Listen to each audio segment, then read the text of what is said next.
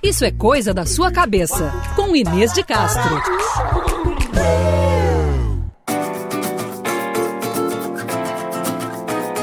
Poderosa, feminina, conquistadora. Se você pudesse escolher um desses adjetivos para se qualificar, qual deles você, mulher que está aí nos escutando, gostaria de ser identificada? Com qual deles?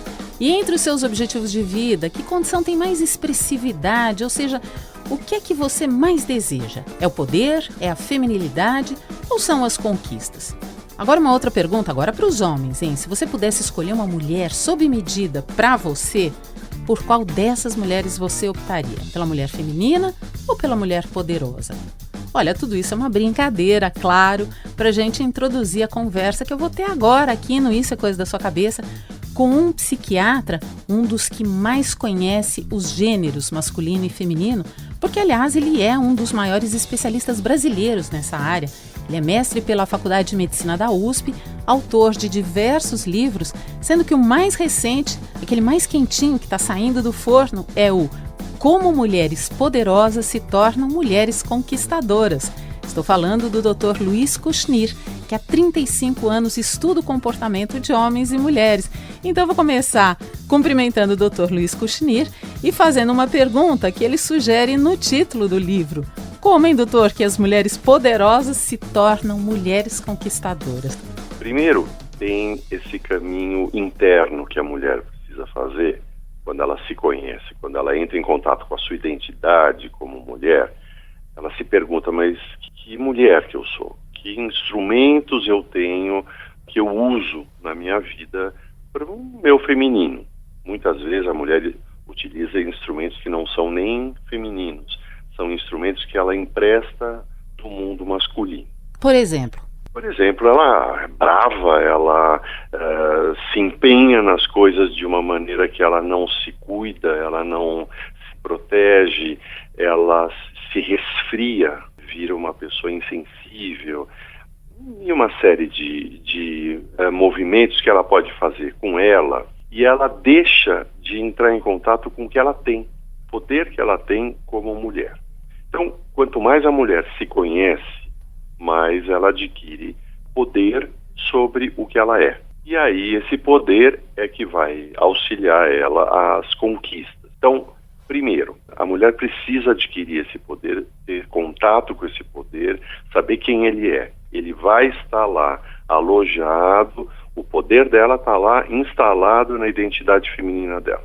Agora, nem toda mulher poderosa se torna uma mulher conquistadora. Porque a conquista é justamente para fora, para a vida, para o mundo dela. Então a mulher pode até consciência de uma série de elementos dela, mas ela não consegue colocar isso na relação com o mundo. Então ela não conquista. Doutor, será que a gente pode dizer que a mulher poderosa é aquela mulher que se conhece melhor, que conhece os seus potenciais, por exemplo? Com certeza. É muito difícil, eu não consigo visualizar uma mulher poderosa sem ela ter um contato muito integral, muito intenso consigo mesma, da mulher que ela é, e não só do que ela faz. Agora, toda mulher que conquista, toda mulher conquistadora utilizou esse poder.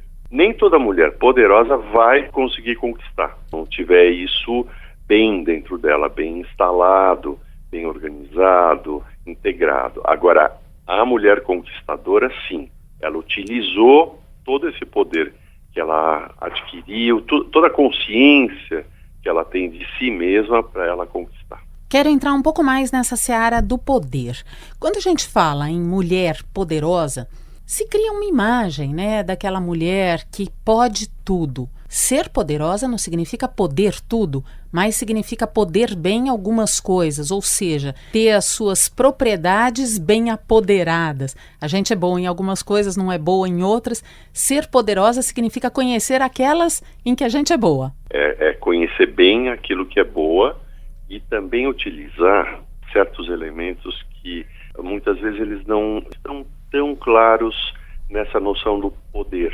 Você sabe que muitas mulheres acham que a sensibilidade delas não faz parte do poder dela. Que toda a possibilidade que ela tem de perceber o que está acontecendo, de ela se emocionar, disso aparecer, na vida do dia a dia dela, isso vai ao contrário, ela perde o poder. Então, toda mulher que conseguir unir essa questão do poder com a identidade feminina, com o ser mulher, a feminilidade dela, estar muito clara que ela pode usar, usufruir, ostentar, essa mulher consegue colocar muito mais claro quem ela é. Ela não está se afastando da verdadeira essência dela, que é, ela é uma mulher. Então use isso. Dr. Luiz, nessa questão da sensibilidade a qual o senhor se referiu ainda há pouco, muitas mulheres se endurecem, por exemplo, no ambiente de trabalho, né? Assumem uma postura mais masculina. Muitas mulheres acreditam, por exemplo, como o senhor colocou, que o excesso de sensibilidade, de delicadeza, de percepção do outro, as deixa talvez um pouco mais frouxas. Claro que isso tem uma grande distância daquela mulher que é extra sensível e que por qualquer chamada de atenção, por exemplo, cai no choro, mostra o seu excesso de sensibilidade ao chefe, por exemplo. Isso não é legal, né? Esses são os dois extremos, né? A endurecida e a extra sensível. Quem sabe, justamente por ter esses dois polos, que a mulher precisa estar se equilibrando o tempo todo. Difícil chegar nesse meio do caminho, né, doutor? Esse meio, ela tem que transitar pelo meio. O extra sensível é claro que é uma pessoa que, em termos do trabalho, do tipo de trabalho, dependendo, não vai aceitar, vai ser impossível ter uma mulher assim nesse ambiente, não inspira confiança, não tem troca, não tem possibilidade de crescimento, interfere na dinâmica do trabalho. Demonstra fragilidade, né, doutor? Pois é. E a endurecida também, né? Porque endurecida é uma mulher empobrecida, ela pode ser extremamente eficaz, mas ela tá empobrecida e quem convive com ela não recebe tudo que ela tem. Muitas mulheres têm esse perfil endurecido no ambiente de trabalho e elas conhecem um mundo sensível, emocional, que ele fica só para dentro de casa. Ele fica só, às vezes, para dentro dela mesma, nem é só para dentro da casa, mas dentro da sua casinha emocional mesmo, ela guarda para ela. E essas mulheres perdem essa possibilidade de usar esse recurso. Achei muito interessante o senhor falar em troca, porque a gente vê essa mulher como uma mulher que nem deixa sair e nem deixa entrar. Ela não se permite mostrar quem ela é, mas também se fecha naquele casulo de quem ela é. Praticamente nada a toca, né, doutor? Nada. Ela fica com essa ideia de ela ser invulnerável, né? Intocável. E é claro que, olha, eu acompanho aqui no consultório na verdade há mais de 35 anos e eu tenho visto como as mulheres muitas vezes elas vivem de uma maneira e elas vêm na terapia em busca de entrar em contato com isso que elas sentem. E aos poucos, conforme elas vão se sentindo mais livres, com mais confiança e com a segurança de que elas não vão desmanchar, porque a dureza é o medo de desmanchar, né? Elas começam a entrar em contato com isso, elas veem o mundo de uma outra maneira. Elas conseguem enxergar e se relacionar com o mundo a partir dessa sensibilidade que tem a ver com a feminilidade e essa mulher fica uma mulher muito mais livre com ela mesma e com os outros. Então ela acaba tendo mais possibilidades afetivas, de relações afetivas, relações sociais e, claro, que isso chega na relação profissional dela e a relação com o mundo como um todo, né? Olha aí, essa é uma visão bem moderna de que a mulher feminina e que se permite ser feminina também é uma mulher que pode mais e que conquista mais. No próximo bloco, vamos falar sobre a culpa, porque até as mulheres poderosas se sentem culpadas. Eu lembro que você também pode participar do Isso é Coisa da Sua Cabeça escrevendo para mim, inêsdecastro@bandnewsfm.com.br. Intervalinho, nós vamos atualizar as notícias aí na sua região. Já estamos de volta para falar sobre o perfil das mulheres poderosas e das mulheres conquistadoras aqui na Band News FM. Band News. O tema de hoje aqui no Isso é Coisa da Sua Cabeça são as mulheres que têm poder para conquistar posições, para estabelecer relações amorosas mais equilibradas, enfim, isso também é ter poder. E quem comenta esse tema conosco aqui na Band News FM é o psiquiatra que pesquisa as diferenças de gêneros e que escreveu o livro Como Mulheres Poderosas se Tornam Mulheres Conquistadoras, Dr. Luiz Kushnir. Doutor, eu queria falar sobre culpa de mãe, culpa de filha, culpa de mulher. Será que essa culpa toda existe? Ou esse conceito de culpa, ele foi assimilado nos últimos anos? Ou foi empurrado para cima das mulheres e elas acabaram comprando essa ideia da culpa? Primeiro, a própria educação da mulher, ela vem impingindo uma obrigação, um nível de envolvimento, de dedicação. É uma cobrança do que é ser mãe, do que a mãe deve fazer, deve ter, deve dar, e claro, tem um limite para dar. Se uma mulher hoje, ela está desenvolvida de tal maneira para atender o que a sociedade espera dela, que não é só ser mãe, ela está se dedicando a outras tantas funções, tantos papéis, é claro que ela não vai poder ser essa mãe que vem vindo como a mãe é o amor incondicional. Na medida que ela não tem esse amor incondicional e nem esse tempo incondicional, claro que isso vai gerar culpa, porque ela diz assim, bom, mas eu não sou tudo que eu devia ser. E isso vulnerabiliza a mulher. Eu não sou eu mesma que eu tinha que ser. Ela abriu um flanco para a vulnerabilidade dela. A mulher, quando ela se desapega um pouco desses modelos, ela também terá mais facilidade de se tornar uma mulher mais poderosa, criar o seu próprio modelo para tocar a sua vida. Talvez esse seja um caminho em que a gente deveria pensar para nos tornarmos mais poderosas. O que o senhor acha, hein? Um ótimo caminho para se seguir esse que você falou. Quando você desapega, você cria. Para você criar alguma coisa, você tem que sair do que existe. Quando uma pessoa se desapega, ela se liberta e a criação é a possibilidade de transformação. Então, se a gente colocar a transformação como o movimento, o caminho para a conquista, a gente está conseguindo que se crie um novo ser, que essa mulher desenvolva o que ela pode, que ela quer, o ideal para ela, e não que ela tem como conceito que eventualmente não serve, não cabe, ela não consegue. Ela deve conseguir ser a mulher que ela quer, que ela pode, e não a mulher que ela deveria ser. E naquele momento específico da vida dela, né? Porque isso também é muito cíclico, né, doutor? Tem época na vida da gente em que dá para ser de um jeito e anos depois, épocas depois, tem que mudar. Dá para ser de um outro jeito, ou ainda tem de ser de um outro jeito para a gente poder viver melhor. E isso é o rico, né? O último capítulo do livro eu falo preciosidade da vida, né? Tem coisa mais preciosa do que essa possibilidade de transformação e de uma renovação a cada etapa da vida.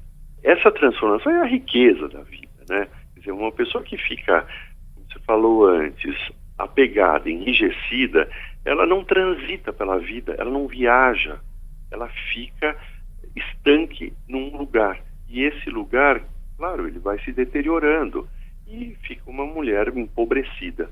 A conquistadora é a mulher rica. A mulher que fica estanque num lugar é a mulher empobrecida. No próximo bloco, o estigma da idade. Por que será que as mulheres se acham piores só porque elas estão envelhecendo? Já já, aqui no Isso é Coisa da Sua Cabeça, na Band News FM. Band News. Nós estamos falando hoje sobre mulheres poderosas e mulheres que são poderosas e se tornam mulheres conquistadoras. E esse é o título do novo livro do Dr. Luiz Kushnir, Como Mulheres Poderosas se Tornam Mulheres Conquistadoras. E eu aproveito esse momento, doutor, para falar sobre o estigma da idade. Eu tenho ouvido com uma certa frequência o seguinte, os 50 são os novos 40, A vida começa aos 50. Eu fico pensando, bom, se a vida começa aos 50, o que é que eu fiz até agora, né? É verdade. Sabe que uma das crenças que estão muito fixas em muitas mulheres é que elas queriam estar 20 anos mais novas. Então, as de 40 queriam estar com 20, as de 50 com 30, as de 60 com 40. É mais ou menos essa média. É 20 a menos. De alguma forma, estimula que a mulher se cuide, é muito bom. Mostra a autoestima dela, como ela está olhando para si mesma, ela se volta para isso. Mas também, muitas mulheres não conseguem perceber no seu entorno o que está acontecendo com ela nessa fase de vida. É claro que as mulheres que estão escutando, elas vão dizer, mas não tem nenhuma graça, não dá para ter nenhum orgulho de estar mais velha, né? Envelhecer é muito ruim, eu só perco. Existe isso. Essa é a realidade? A realidade é que quando ela era mais nova, ela podia outras tantas coisas, a pele dela, os hormônios dela, isso é real, não adianta a gente maquiar. Mas é também uma visão um pouco superficial, não é, doutor? Porque a gente está se apegando às coisas que se podem ver. Então, a pele, o viço do cabelo, mas e as outras coisas que vêm com a idade? Por exemplo, o direito de dizer coisas que você não conhecia, que você não sabia, que você aprendeu ao longo da tua vida. É, o que aprendeu, desenvolveu, sem dúvida. A mulher pode até dizer assim, mas eu não tenho a memória que eu tinha. Ela tem outros recursos, ela tem conhecimento, tranquilidade, ela tem estabilidade, mas isso tudo, olha, Inês, isso tem a ver com uma mulher que consegue se equilibrar, consegue absorver e reconhecer o potencial dela e ela continua com a sensação da conquista. Conquista não é conquistar homem, só conquistar relacionamento. A conquista é na vida. Então, a mulher que se sente conquistadora, é muito difícil que ela diga assim, eu só perdi com a velhice, só perdi com a idade. Não é. Quando conseguem conquistar novos espaços na vida delas, elas não envelheceram. Bom, doutor, ainda falando sobre poder, eu gostaria que o senhor contasse para os nossos ouvintes em que medida as mulheres têm se sentido ainda poderosas quando elas conseguem casar, quando elas conseguem ter um namorado, ou seja, quando elas transportam o poder para um outro, que não de direito, ou seja, o poder não é dela, o poder é de ter conquistado algo que socialmente é o esperado. A gente ainda apoia muito o nosso sentimento de poder em conquistas que não pertencem verdadeiramente a nós, como é o caso do Estado Civil? É claro que essa mulher não está desenvolvendo ela própria para uma situação de realização. Ela está muito mais atendendo e cumprindo um ritual, uma etapa, e ela não está se enxergando. Agora, se a gente for ver a possibilidade de complementação que uma relação que ela vai ter num casamento e depois a construção de uma família, aí a gente tem que pensar que esse é um elemento importante mesmo e a gente não pode desprezar.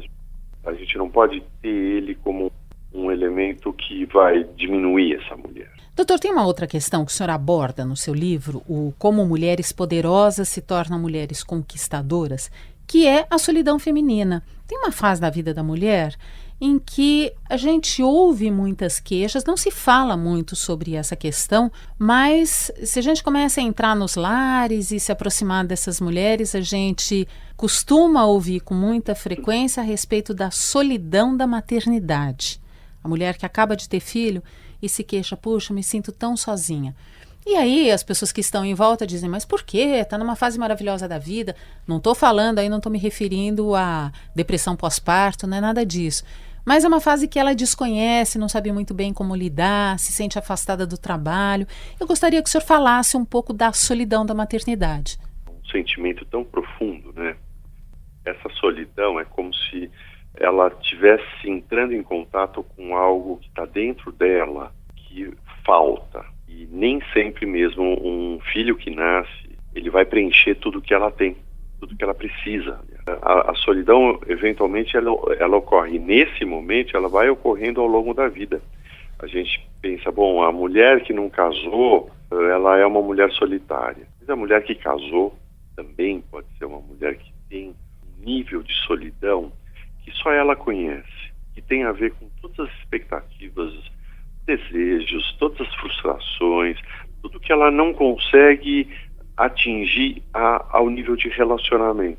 Não tem o relacionamento, ela se sente sozinha. E o senhor acha que isso tira a percepção de poder? Às vezes é uma mulher que se tem em boa conta, que tem boa autoconfiança, mas nesse momento aí a solidão fragiliza essa mulher? A solidão, se é um nível que interfere nas funções dela, vai fragilizar.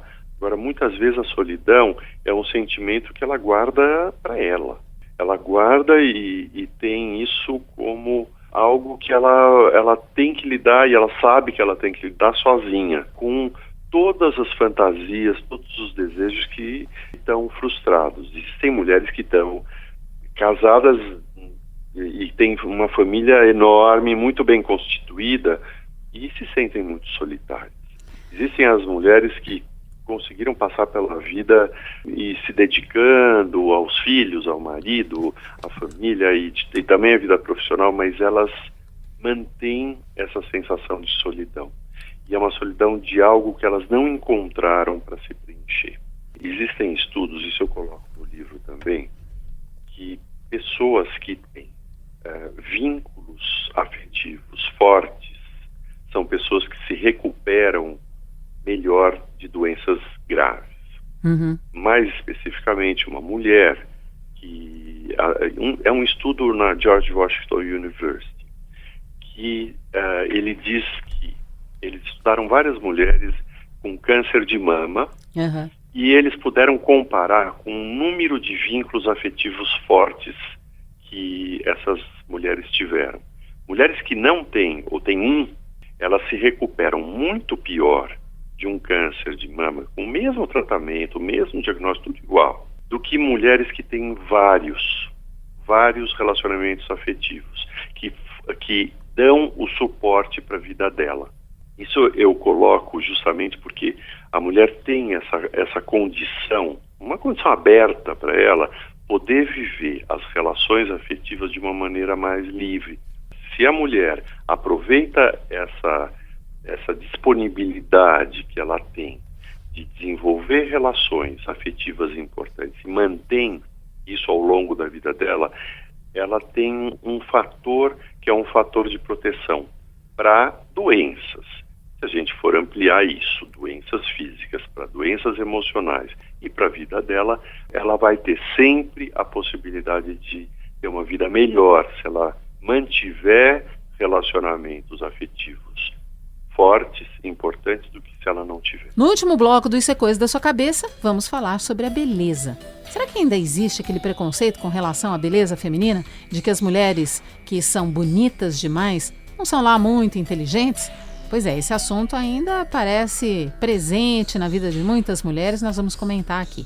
Se você quer participar do Isso é Coisa da Sua Cabeça, tem algum assunto que você gostaria de ouvir aqui abordado no nosso programa, só escrever para mim, inesdecastro@bandnewsfm.com.br. Agora vamos atualizar as notícias aí na sua região já, mas Isso é Coisa da Sua Cabeça, na Band News FM.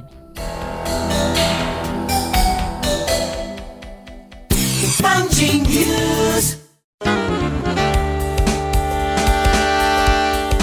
O Isso é Coisa da Sua Cabeça de hoje está falando sobre mulheres poderosas e eu estou entrevistando o psiquiatra Luiz Kushnir, que é especialista no estudo dos gêneros. Doutora, a gente falou ainda há pouco a respeito da autoconfiança, da mulher que se cuida, tocamos um pouco na questão da idade e eu queria falar sobre algo que apareceu lá nos anos 80, quando aquela escritora feminista, Naomi Wolf, escreveu aquele livro O Mito da Beleza. O senhor acredita que a gente ainda tem cristalizado a ideia de que mulher bonita é menos em outras áreas? É menos capaz, menos inteligente? Existe, não dá para dizer que não existe o preconceito. Só que a mulher hoje tem muito mais instrumentos para lidar com isso. Uma mulher bonita que consegue utilizar essa beleza dentro de todo o arsenal que ela tem de viver, de possibilidade de viver no mundo, essa mulher está ganhando. A mulher que não usa só o ser bonita, mas ela sabe se transformar, se apresentar de uma maneira, de uma maneira bonita. Não precisa ter esses traços da beleza, mas a gente sabe que tem muitas mulheres que se você olhar, você diz, não, mas ela não é bonita, mas ela vive de uma maneira no mundo como se ela realmente fosse muito bonita. Isso passa. Às vezes quem está podendo não é exatamente a mulher mais bonita do mundo, mas ela se sente, né? A beleza, Inês, eu acompanho muitas pessoas, muitas mulheres que são muito bonitas, né? A beleza para a mulher às vezes é uma grande armadilha, viu? E se a mulher não tomar cuidado, ela é uma armadilha para ela. Ela não consegue desenvolver, porque tem essa figura na frente. Claro que muitas mulheres se boicotam mesmo. Enquanto a gente não conseguia trabalhar essa questão, essa mulher era gorda, não se cuidava, e aí até a gente conseguir atingir certos pontos, aí ela pode dizer não. E aí ela volta. É muito interessante, muito rico ela poder assumir a beleza dela de novo. Estamos hoje falando sobre mulheres poderosas e mulheres que, por serem muito poderosas, acabam também se tornando mulheres conquistadoras. E eu vou encerrar a entrevista de hoje com o psiquiatra Luiz Kushnir, perguntando ao senhor, doutor, por que para algumas mulheres nunca nada parece o suficiente? Elas estão sempre reclamando. A mulher reclama para fora do que o outro não dá, o mundo não dá, mas na verdade essa mulher está reclamando de si mesma. É porque essa mulher não conseguiu se encontrar. Quando ela se escuta reclamando muito, ela tem que se perguntar, acho que eu não estou conseguindo me preencher. Deixa eu ver o que eu preciso na minha vida. Eu quero agradecer ao psiquiatra Luiz Kushnir, que é mestre pela Faculdade de Medicina da USP e autor do recém-lançado Como Mulheres Poderosas se Tornam Mulheres Conquistadoras. Esse foi o assunto de hoje aqui no Isso é Coisa da Sua Cabeça, o poder das mulheres. Doutor Luiz, muito obrigada, foi um prazer conversar com o senhor mais uma vez. Obrigado a você, Inês. E a você que nos acompanha todos os sábados aqui no Isso é Coisa da Sua Cabeça, eu faço convite para você nos escrever, manda aí a sua dúvida, sua sugestão de tema, um tema que você gostaria de ouvir abordado aqui por nós. O endereço você já sabe, inesdecastro@bandnewsfm.com.br. Muito obrigada pela sua companhia, sua audiência, continue ligado, hein? Semana que vem tem mais.